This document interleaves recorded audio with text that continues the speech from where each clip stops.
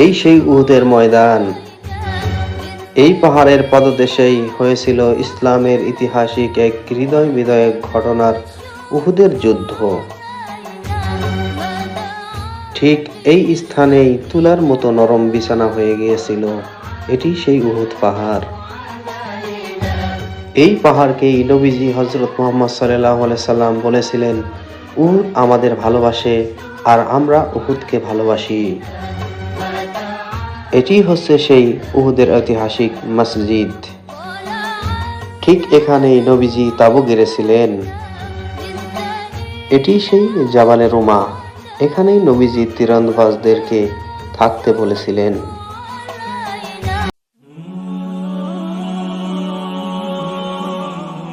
Medina শহরের উত্তরে অবস্থিত এই পাহাড়ের নাম হচ্ছে জাবালে উহুদ পাহাড়।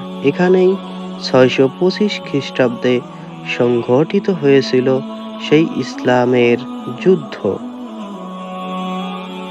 এই যুদ্ধে প্রিয় নবী হযরত মুহাম্মদ সাল্লাল্লাহু আলাইহি ওয়াসাল্লাম নিজেও আহত হয়েছিলেন এবং তিনি দান্দান মোবারক শহীদ হয়েছিল।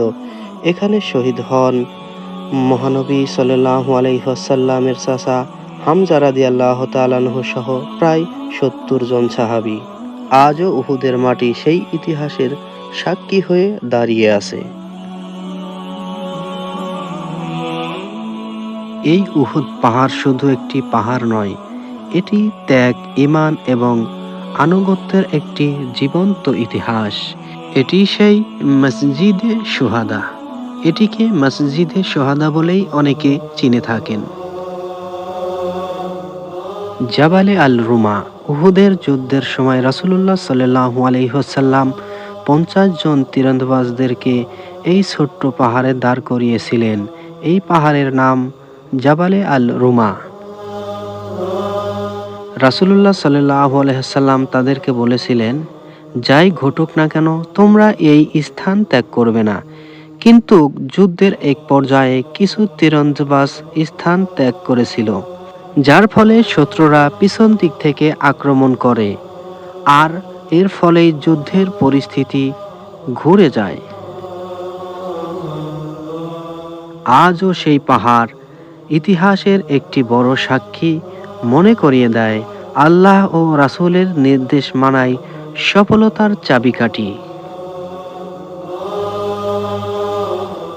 আপনারা দেখতে পাচ্ছেন জাবালে রুমার উপরেই অনেকে উঠে পর্যটকেরা দেখছে এবং এখানে দেখতে পাচ্ছেন সেই 70 জন সাহাবীদের যে কবর রয়েছে, এই স্থানে তাদের কবর। এখানেই অনেকেই দোয়া করছে সাহাবীদের জন্য। চলুন কাছ থেকে দেখে নেই।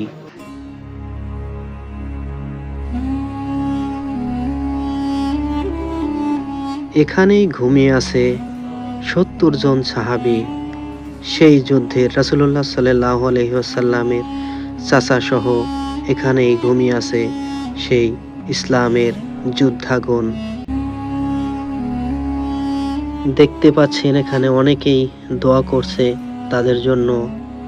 আপনারা দেখতে পাচ্ছেন এখানেই সাইনবোর্ড টানিয়ে দেওয়া হয়েছে, কবরস্থানে এসে কি কি দোয়া করতে হয় সেগুলো সাইনবোর্ডে লিখে দিয়েছে।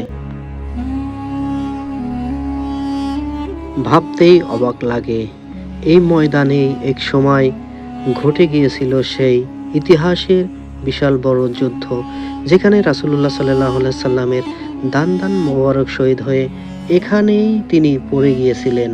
এই যে দর্শক, আপনারা যে স্থানটি দেখতে পাচ্ছেন, ঠিক এখানে রাসূলুল্লাহ সাল্লাল্লাহু আলাইহি ওয়াসাল্লামের দান্দান মোবারক শহীদ হয়ে এখানেই পড়ে গিয়েছিল। এরপরে এখান থেকে সাহাবীরা উহুদ পাহাড়ের সেই স্থানে নিয়ে যাওয়া হয়, যেখানে উহুদ পাহাড় বলেছিল, ইয়া রাসূলুল্লাহ, আপনি আমার বুকে চলে আসুন, এবং সেই উহুদ পাহাড় ফেটে দুই খণ্ডিত হয়ে এই স্থানে তুলার মতো নরম বিছানা হয়ে গিয়েছিল। আপনারা দেখতে পাচ্ছেন এখানে সিল লাগিয়ে দিয়েছে, ঢালাই করে বন্ধ করে দেওয়া হয়েছে। এই পাহাড়টি রাসূলুল্লাহ সাল্লাল্লাহু আলাইহি ওয়াসাল্লামকে ডেকে বলেছিল, ইয়া রাসূলুল্লাহ, আমার বুকে চলে আসুন। এটি সেই পাহাড়, যে পাহাড়কে রাসূলুল্লাহ সাল্লাল্লাহু আলাইহি ওয়াসাল্লাম বলেছিল, আমি উহুদকে ভালোবাসি, উহুদ আমাকে ভালোবাসে।